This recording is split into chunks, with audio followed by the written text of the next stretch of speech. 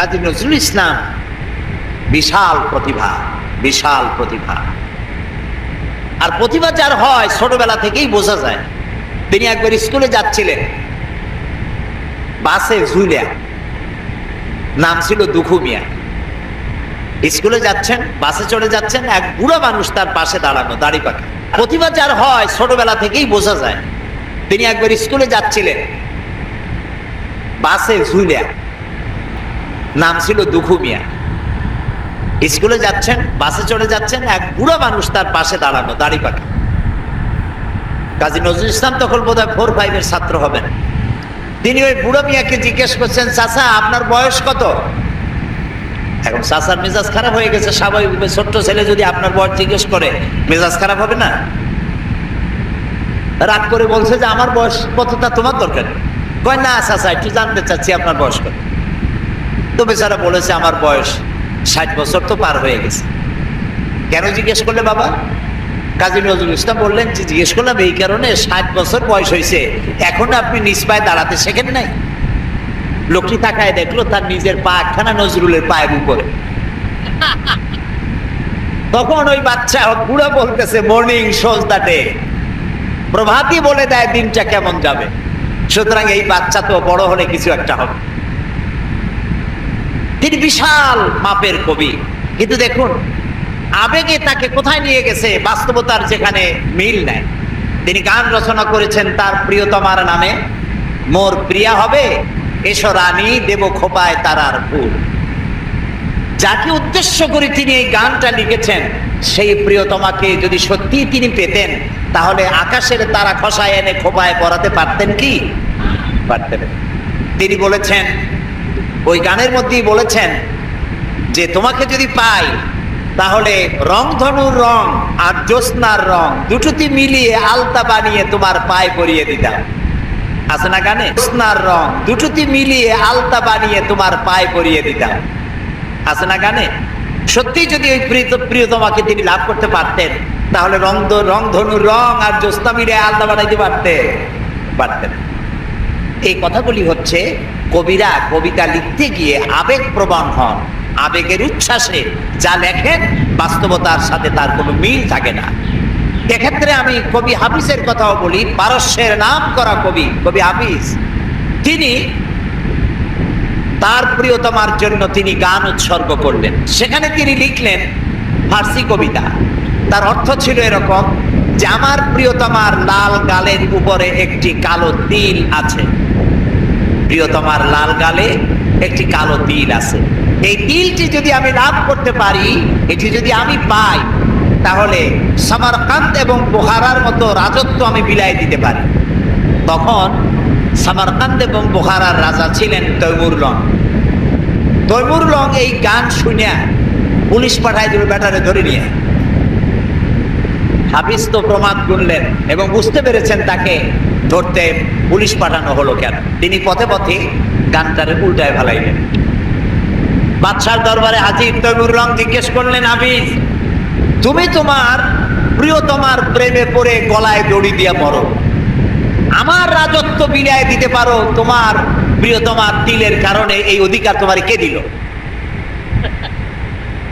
হাফিজ বলছে, জাহাপানা আপনি কি শুনেছেন? শুনেছি তোমার কবিতার শেষ লাইন আছে সামারকান্দ বা বুখারা। কয় না জাহাপানা, আপনি ভুল শুনেছেন। আমার দ্বিতীয় লাইনটা ছিল সেমানকান্দ বা খুরমারা। এর অর্থ হচ্ছে আমার প্রিয়তমার লাল গালের কালো তিলটি যদি আমি লাভ করতে পারি, তাহলে 1 মণ চিনি আর 3 মণ খোরমা বিলাই দিতে পারি। এখন আমি এই কথাগুলি শোনালাম এই কারণে যে কবিত্ব একটি প্রতিভা নিঃসন্দেহে, কিন্তু কবিরা আবেগ প্রবণ হন, উচ্ছ্বসিত হন, আবেগে এমন সব কথা বলেন যা বাস্তবতার সাথে মিল নাই। এই জন্য কবি আর নবী এই দুটির মধ্যে পার্থক্য হচ্ছে আকাশ আর জমিন। নবীরা আবেগ প্রবণ হতে পারেন না, আবেগের উচ্ছ্বাসে এমন কথা তারা বলতে পারেন না যার সাথে বাস্তবতার কোনো মিল নাই, এমন কথা নবীরা বলতে পারে না। সেই জন্য আল্লাহ তাআলা পরিষ্কার করে বলেছেন, ওমা আল্লামনাহু আশ-শি'রা ওমা ইয়ানবাগী লাহু, আমার নবীকে আমি কবিতা শিখাই নাই, আর কবিত্ব আমার নবীর জন্য শোভনীয় নয়। সুবহানাল্লাহ, সুবহানাল্লাহ। এবার চলুন, হযরত ওমর রাদিয়াল্লাহু তাআলা আনহু কি করতেছেন পিছনে বসে। হযরত ওমর রাদিয়াল্লাহু তাআলা আনহু তিনি মনে করলেন নবীজি কবি হয়ে গেছেন। আল্লাহ নবী নামাজের ভিতরে শোনায় দিলেন, ওয়ামা হুয়া বিকাউলি শাইরিন কালিলাম মা তুমিনুন। না, এটা কবির কথা নয়। হযরত ওমর ভাবলেন, আচ্ছা কবির কথা না, এটা উনি বুঝলেন কি করে? আমি মনে মনে চিন্তা করছি এটা কবির কথা, উনি এটাকে প্রতিবাদ করলেন আমার প্রশ্ন না শুনেই। তাহলে তো মনের কথা যখন বোঝেন তখন তো শুধু কবি না গণকও হয়ে গেছে। হযরত ওমর বলেন, আমি যখন মনে মনে ভাবলাম মুহাম্মদ সাল্লাল্লাহু আলাইহি ওয়াসাল্লাম তিনি গণক হয়ে গেছেন, অমনি নবীজি সে কথারও জবাব দিলেন। নামাজের ভেতরে তিনি পড়লেন, ওয়ালা বিকাউলি কাহিনিন কালিলাম মা তাযাক্কারুন।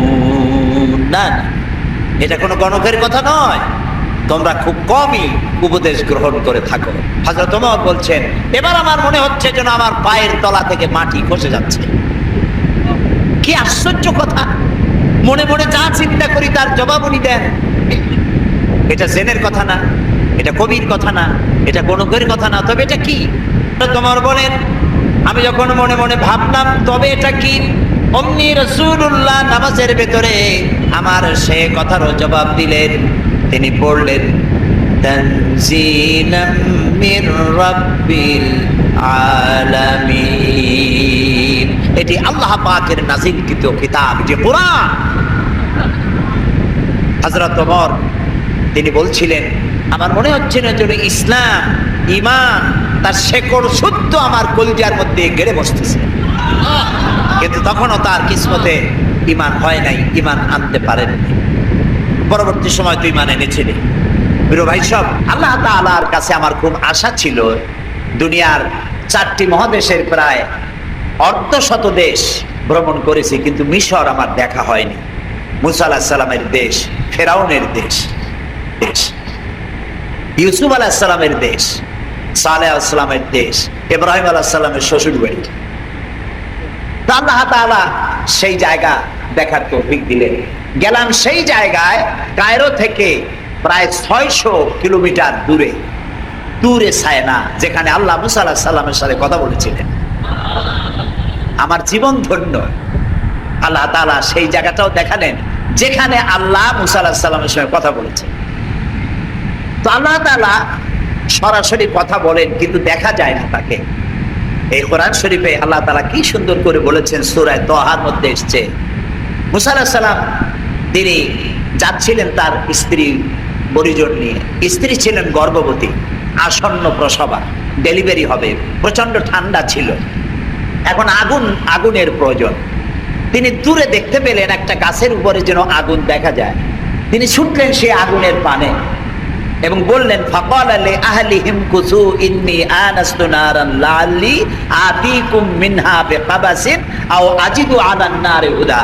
তোমরা এখানে অপেক্ষা করো, আমি তো আগুনের মতো কি একটা দেখতেছি, আমি ওখানে যাই, হয়তো আগুন আনতে পারবো, অথবা কোন একটা রাস্তা একটা কিছু পেয়ে যাবো। ফালাম্মা আতাহা নুদিয়া ইয়া মূসা ইন্নী আনা রাব্বুক ফাখলা নালাইক ইন্নাকা বিল ওয়াদিল মুকাদ্দাসি তুয়া। ও মূসা, যেটারে আগুন মনে করছো এটা আগুন না, এটা আমি তোমার রব। ফাখলা নালাইক, জুতা খোলো, ইন্নাকা বিল ওয়াদিল মুকাদ্দাসি তুয়া, এটা হলো পবিত্র উপত্যকা। আমি যখন সেই পবিত্র উপত্যকায় গেছি, এদিকে তুরে সায়না, এদিকে আরেকটা পাহাড়, মাঝখানে 2 পাহাড়ের মাঝখানের সমতল ভূমিকে উপত্যকা বলা হয়। আমার এই আয়াত মনে পড়লো, সাথে সাথে জুতা খুলে ফেলে দিলাম। মুসা আলাইহিস সালামকে আল্লাহ বলেছেন, ফাখলা নালাইক, জুতা খোলো। আমি আমার সাথীরা জুতা খুলে এগিয়ে গেলাম। আজান দিয়ে সেখানে আমরা জোহরের নামাজ আদায় করলাম, জোহর আসর জামআন ওয়া কাসরান আদায় করে নিলাম। তারপরে চলে গেলাম সেই জায়গায় যেখানে আল্লাহ তাআলা কথা বলেছিলেন, সেই জায়গাটা এখনো আছে। সুবহানাল্লাহ। আল্লাহ তাআলা বলছেন ওয়া নাখতারতুকা ফাসতামি' লিমা ইউহা। ও মুসা, আমি তোমাকে আমার জন্য বাছাই করছি। সুবহানাল্লাহ।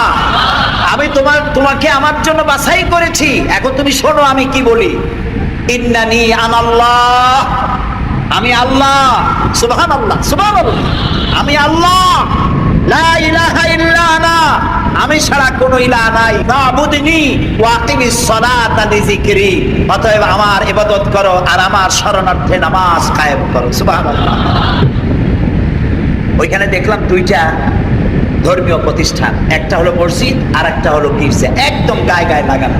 দুনিয়ার ইহুদি খ্রিস্টান আর মুসলমানেরা এক জায়গায় নামাজ পড়তেছে আর যার যার মতো ইবাদত করতেছে, কোনো ঝগড়া নাই। ইহুদিরাও যাচ্ছে আর খ্রিস্টানেরও যাচ্ছে, মুসলমানেরও যাচ্ছে।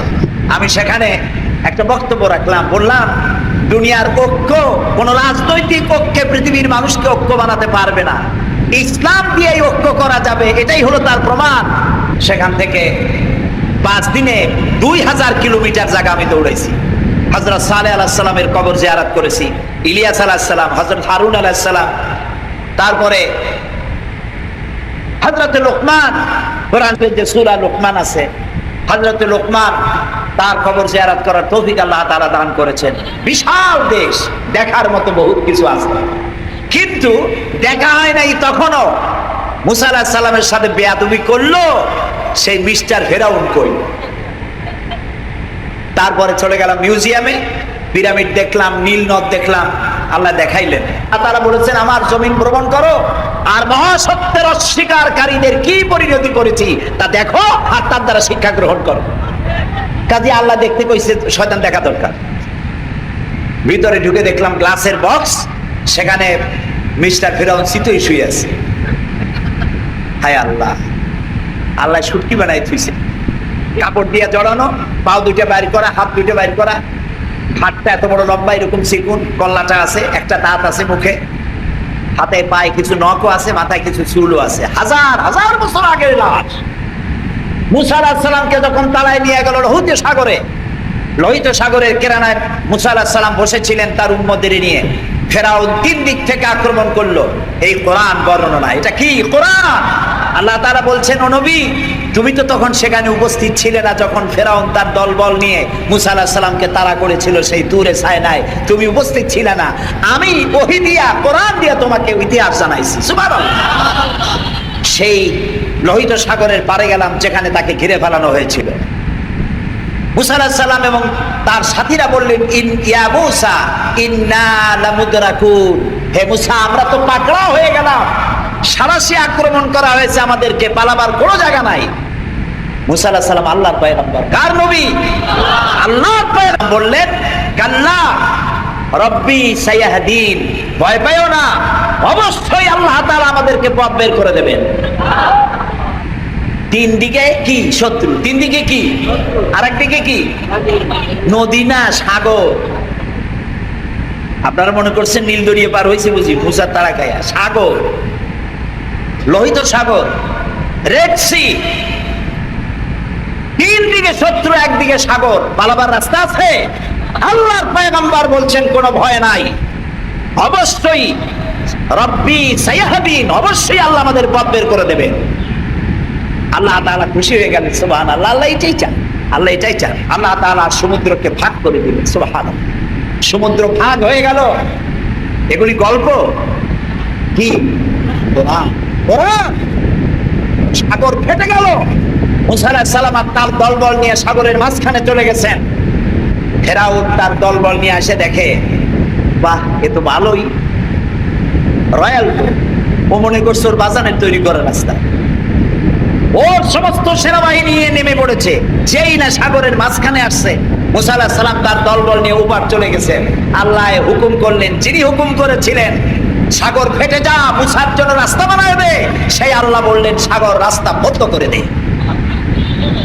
রাস্তা বন্ধ হয়ে গেল। এখন ফেরাউন আর তার দলবল পানিতে চুপনি খাইতে খাইতে সাথের লোকেরা সব শেষ। এখন ফেরাউন একা সমুদ্রের ঢেউতে ডুবে আর ওঠে, পানি খেতে খেতে পেটটা ফুটকা মাছের মতো মোটা হয়ে গেছে। দেখে যে জান আর টেকে না, নাক দিয়েও পানি পড়ে, কান দিয়েও পানি পড়ে। এখন বলছে হ্যাঁ আমি ঈমান আনলাম সেই আল্লাহর উপরে যে আল্লাহর উপরে ঈমান আনছে বনি ইসরাইলেরা, তার উপর ঈমান আনলাম। আল্লাহ তাআলা বললেন আল-আন, এখন ওয়াকাদ আসাইতা কাবলু ওয়া কুনতা মিনাল মুফসিদিন।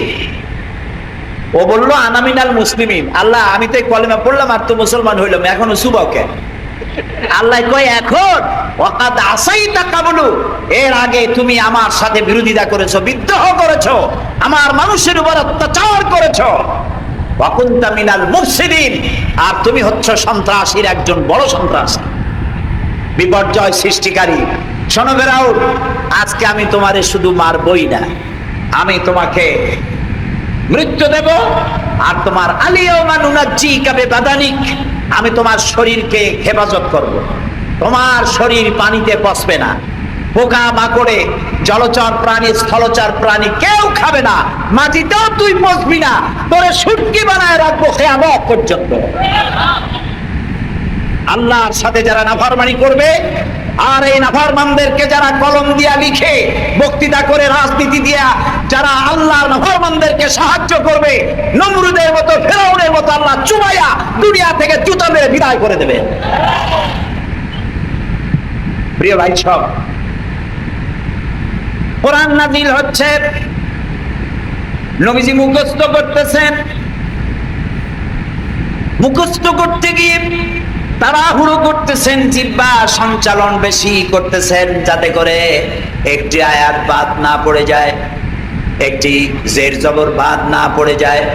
আল্লাহ রাব্বুল আলামিন নবীজির এই কষ্ট দেখে আল্লাহ তাআলা বললেন লা তুহাররিক বিহি লিসানাকা লিতাজালা বিহি। ও নবী, কোরআনে কারীমকে মুখস্থ করার জন্য এত তাড়াহুড়ো করার কোনো প্রয়োজন নাই, আপনার জিহ্বাকে এত নাড়াচাড়া করার কোনো প্রয়োজন নাই। আপনি আপনার জিবরাইলের সাথে একবার মাত্র উচ্চারণ করে যাবেন, গোটা কোরআন শরীফ আপনাকে মুখস্থ করিয়ে দেওয়ার মালিক আমি আল্লাহ। আমি আপনাকে মুখস্থ করাই দেব, আপনি তো পড়তে পারেন না, আমি আপনাকে পড়ার তৌফিক দেব, আপনি মুখস্থ করতে পারবেন, পড়তে পারবেন, পড়ে পড়ে মানুষকে বুঝাইতে পারবেন, সে তৌফিকও আমি আপনাকে দান করব। সুবহানাল্লাহ। প্রিয় ভাই সব, আমি বলতেছিলাম আল্লাহ তাআলা ওহী দেওয়ার সময় পর্দার আড়াল থেকে দেন, কথা বলেন, সরাসরি বলেন না, পর্দার আড়াল থেকে বলেন। মুসা আলাইহিস সালাম যখন আল্লাহর সাথে কথা বলতেছিলেন, তখন এক পর্যায়ে মুসা আলাইহিস সালাম আবেগে এসে গেলেন, কারণ তিনি কথা বলতেছেন কার সাথে? সুবহানাল্লাহ বলবেন না? দেখেন না, এই কোরআন শরীফে আল্লাহ তাআলা জিজ্ঞেস করলেন ওমা তিলকা বিয়ামিনিকা ইয়া মুসা, মুসা তোমার ডান হাতে ওটা কি? তো জবাব তো একটাই ছিল, হিয়া আসাই, এটা একটা লাঠি। কিন্তু তিনি তা বললেন না, তিনি বললেন হিয়া আসাই আতাওয়াক্কাউ আলাইহা ওয়া হুশু বিহা ওয়া আলা গানামি ওয়ালিয়া ফিহা মাআরিব উখরা। এটা একটা লাঠি, এটা দিয়ে ভর করি আমি চলি, এটা দিয়ে উট ভেড়া তাড়াই, আরো অনেক কাম এইগুলি করি। এতগুলি কথা তো আল্লাহ জিজ্ঞেস করছিলেন না, আল্লাহ বলছেন ওটা কি বললে সারলো লাঠি। এই লম্বা করলেন কেন এত কথা? লম্বা করছেন এই কারণে, মুসা আলাইহিস সালাম কথা বলছেন পরে এই প্রশ্নটা করে লাঠি বললাম, আর আল্লাহ যদি কথাটা কাট করে দেয় তাহলে তো কথা লম্বা হইল না। আল্লাহর সাথে বেশি লম্বা কথা যেন বলতে পারি, সেই জন্য তিনি লম্বা বানাই দিলেন তার জবাব। সুবহানাল্লাহ। মুসা আলাইহিস সালাম বলছেন রব্বি আরিনি, আল্লাহ কয় লান তারানি, দেখতে পারবে না। তিনি আবারও কয় আল্লাহ আমি তোমারে দেখতে চাই। আল্লাহ তাআলা বললেন তাহলে একটা ইন্টারভিউ দাও, পারবা কিনা? আল্লাহ তাআলা আর ৭০,০০০ নূরের পর্দার ভেতর থেকে নূরের তাজাল্লি নিক্ষেপ করলেন পাহাড়ের উপরে। মুসা আলাইহিস সালাম শুধু এক পলক সেই নূরের ঝলক চোখে লাগলো, সহ্য করতে পারেননি, আল্লাহু আকবার বলে চিৎকার মেরে গাউছ হয়ে পড়ে গেছে। আল্লাহ তাআলাকে দেখা যাবে না, এই চর্মচক্ষু দিয়ে দেখা যাবে না। লা তুদরিকুহুল আবসার, কোন দৃষ্টি শক্তি তার দৃষ্টির সীমানার ভেতরে আল্লাহকে পরিব্যাপ্ত করতে পারবে না। তবে আল্লাহ তাআলা এক সময় দেখা দেবেন। জান্নাতীদেরকে আল্লাহ তাআলা জিজ্ঞেস করবেন, ও আমার জান্নাতীরা, বেহেশতবাসীরা, দুনিয়া যেসব ওয়াদা করছিলাম এইসব কাম করলে জান্নাত পাইবা, তোমরা টাটকা টাটকা সুখগুলা বাদ দিয়া আমারে না দেখা, আমার দোজক না দেখা, জান্নাত না দেখা তাহাজ্জুদ করছিলা, দিন কায়েমের জন্য কষ্ট করছিলা, জেল খাটছো, জরিমানা দিয়েছো, ফাঁসির মঞ্চে চড়েছো, কিচ্ছু পরোয়া করো নাই। আমারে না দেখা তোমরা আমারে ভালোবাসছো, তো জান্নাতের যেসব ওয়াদা করছিলাম পাইছো? জান্নাতীরা বলবে না, আয় আল্লাহ পাইছি। আল্লাহ তাআলা বলবেন ওয়ালাদাইনা মাজিদ, আমার কাছে আরো আছে। সুবহানাল্লাহ, সুবহানাল্লাহ, আরো আছে। বেহেশতীরা চিন্তা করবে এক আছে, আরো আছে। সুবহানাল্লাহ, সুবহানাল্লাহ, আরো আছে। বেহেশতীরা চিন্তা করবে এক থেকে আর আছে কি? আল্লাহর নবী বলবেন, আয় আল্লাহ রাব্বুল আলামিন, জান্নাতবাসী আমার উম্মতেরা বুঝতে পারে নাই তোমার কাছে বেশি কি আছে, তারা বুঝতে পারে নাই। আল্লাহ রাব্বুল আলামিন আমার উম্মতেরা মা বাপ, স্ত্রী, পুত্র পরিজন ফেলে হিজরত করলো, জেল জরিমানা উঠালো, এত কষ্ট যার জন্য করলো, সেই সৃষ্টিকর্তা আল্লাহকে তারা এখনো দেখতে পায় নাই। আল্লাহ তাআলা তারা তোমাকে দেখতে চায়, সাহস নাই তাদের বলা। আল্লাহ তাআলা তখন বান্দাদের সামনে জালু আফরোজ হবে, সামনের থেকে সমস্ত হাজার হাজার পর্দা দূরে চলে যাবে। সুবহানাল্লাহ।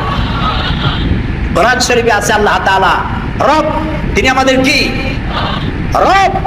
জালু আফরোজ হবেন জান্নাতীদের সামনে, রব তাকায় থাকবেন বান্দাদের দিকে, আর বান্দারা তাকিয়ে থাকবে রবের দিকে।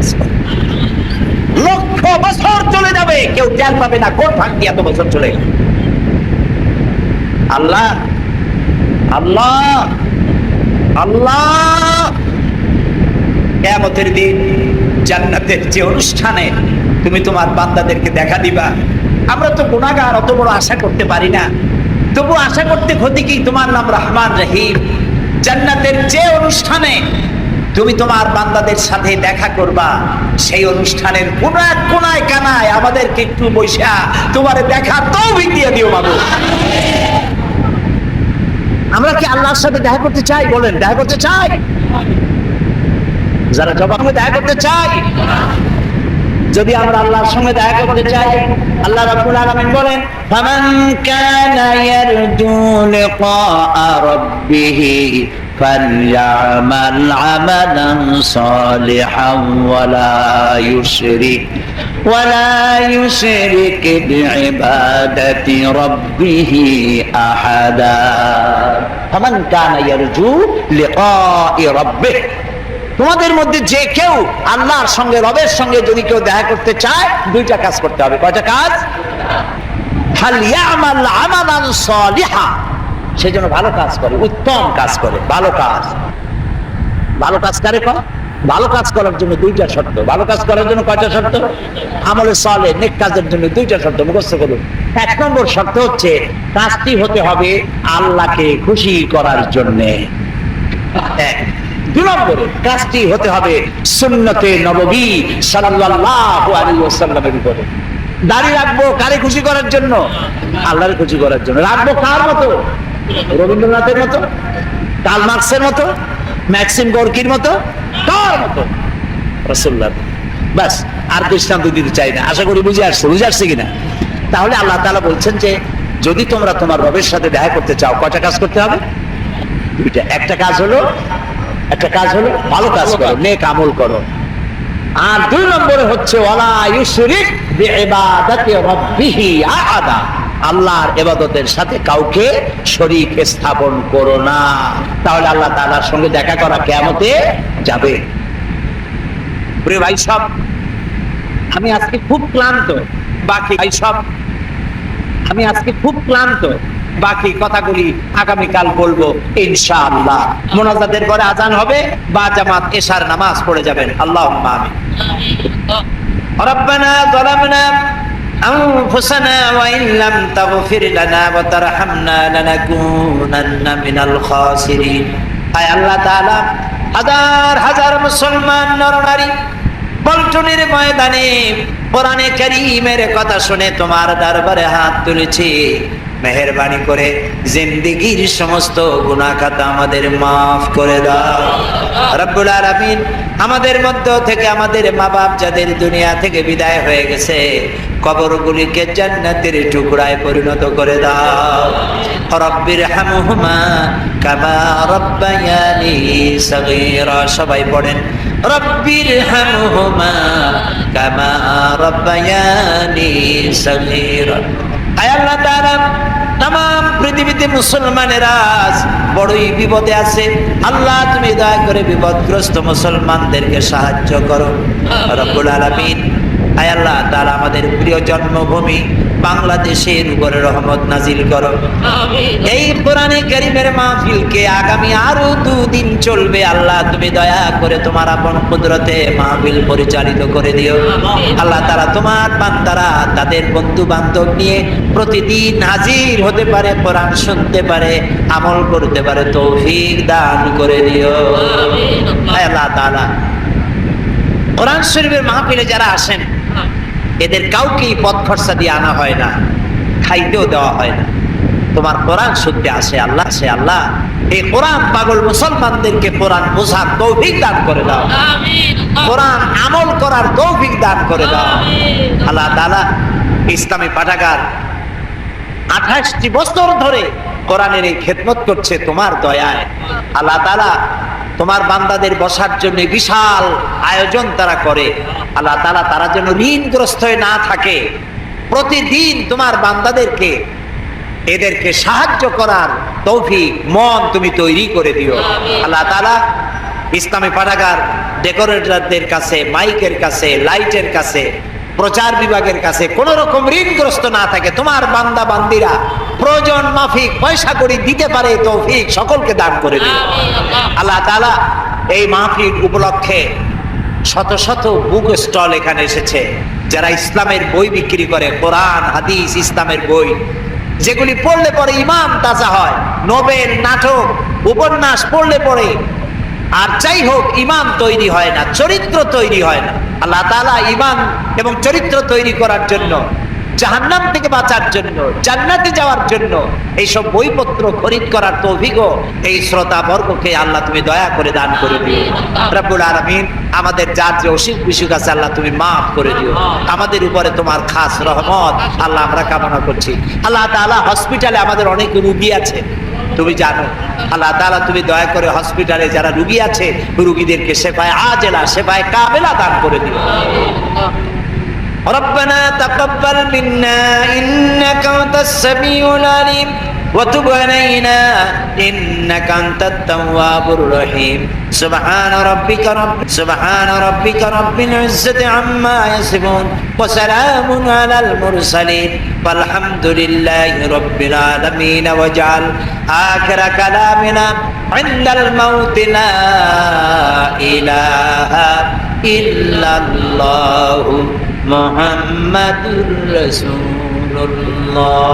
আসসালামু আলাইকুম।